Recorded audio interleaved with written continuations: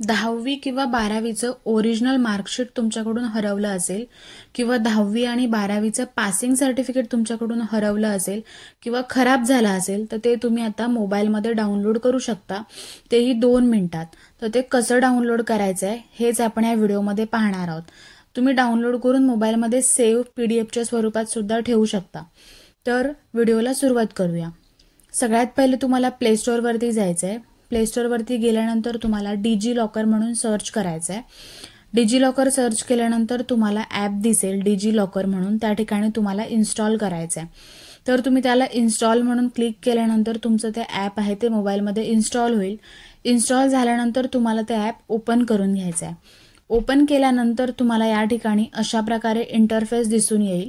तर त्या ठिकाणी तुम्हाला भाषा निवडून घ्यायची आहे आणि कंटिन्यू इन इंग्लिशवरती क्लिक करायचं आहे. त्यानंतर तुम्हाला 2 स्टेप येतील, तर त्या तुम्हाला नेक्स्ट असं क्लिक करून पुढे जायचं आहे आणि नंतर लेट्स ग्लोला क्लिक करायचं आहे. गेट स्टार्टेडवरती क्लिक करायचं आहे तुम्हाला आणि त्यानंतर तुम्हाला काही सेटिंग आहेत त्या बघायच्यात. तर गेट स्टार्टेडवरती क्लिक करून साइन इन करायचं आहे. जर तुमचं अकाउंट असेल ऑलरेडी ह्याच्यावरती तर तुम्ही साइन इन करू शकता.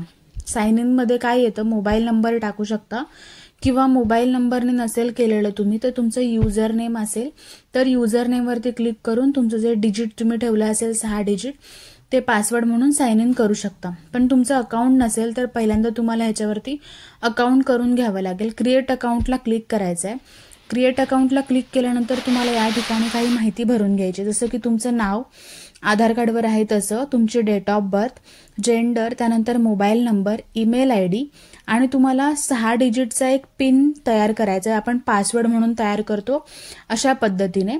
आणि त्या ठिकाणी तुम्हाला सबमिटवरती क्लिक करायचं आहे. सबमिटवरती क्लिक केल्यानंतर तुम्हाला OTP येईल. तो OTP टाकून घ्यायचा आहे आणि या ठिकाणी आधार नंबर टाकून घ्यायचा आहे. आधार नंबर टाकल्यावर पुन्हा OTP येईल आधारला. तो OTP पण पुन्हा टाकून घेऊन सबमिटवरती क्लिक करायचा आहे. आधार कार्डला जो मोबाईल नंबर लिंक आहे त्याच्यावरती दुसरा OTP येईल. सबमिट केल्यानंतर तुम्हाला या ठिकाणी अशा प्रकारे इंटरफेस दिसेल. तुम्ही आता ह्या सेटिंगमध्ये अलाव करून घ्यायचं आहे नोटिफिकेशन पाठवण्यासाठी. त्यानंतर तुम्हाला तुमचं इथे प्रोफाईल तयार दिसेल. तर तुम्हाला आता तुमचं 10चं आणि 12चं मार्कशीट काढायचं आहे किंवा पासिंग सर्टिफिकेट काढायचं तर तुम्हाला ह्या ठिकाणी सगळ्यात पहिले भरपूर सारे ऑप्शन आहेत. तुम्ही खूप साऱ्या गोष्टी ह्याच्यातून काढू शकता, पण आता ह्या व्हिडिओमध्ये आपण मार्कशीटबद्दल बघणार आहोत. त्यानंतर इथे तुम्हाला सगळ्यात लास्टला ह्या ठिकाणी 3रं ऑप्शन दिसेल एज्युकेशन अँड लर्निंग, त्यावर क्लिक करायचं आहे आणि इथे सर्च म्हणून ऑप्शनवरती क्लिक करून महाराष्ट्र असं टाकून घ्यायचं आहे.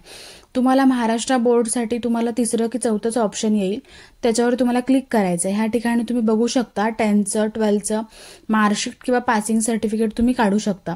तर या ठिकाणी आपण 12चं काढणार आहोत. तुमचं नाव ऑटोमॅटिकली येऊन जाईल. तुम्ही कोणत्या वर्षी एक्झाम दिले ते इयर या ठिकाणी टाकायचं आहे. सीट नंबर तुमच्या रिसिप्टवरती असेल तो सीट नंबर टाकून घ्यायचा आहे. तुम्हाला टोटल मार्क्स किती भेटले होते ते टोटल मार्क्स टाकून घ्यायचे. त्यानंतर तुम्ही एक्झाम मार्चमध्ये दिली होती की ऑक्टोबरमध्ये दिली होती ते एक्झामचा मंथ आहे तो सिलेक्ट करून घ्यायचा आहे आणि गेट डॉक्युमेंटवरती तुम्हाला क्लिक करायचं आहे. ते सगळी माहिती टाकून गेट डॉक्युमेंटवरती क्लिक केलंय. तुम्हाला इथे फेचिंग म्हणून दिसून येईल तुमच्या मार्कशीटच्या समोर. 1-2 मिनिटं घेतं ते लोड होण्यासाठी. त्यानंतर तुम्हाला तुमची मार्कशीट या ठिकाणी भेटून जाईल. या ठिकाणी मार्कशीट आलेली आहे तर ती तुम्ही ओपन करून बघू शकता. ही 12ची मार्कशीट आहे. तर अशा प्रकारे तुम्ही तुमचं हरवलेलं 10चं किंवा 12चं पासिंग सर्टिफिकेट सुद्धा काढू शकता. तर तुम्ही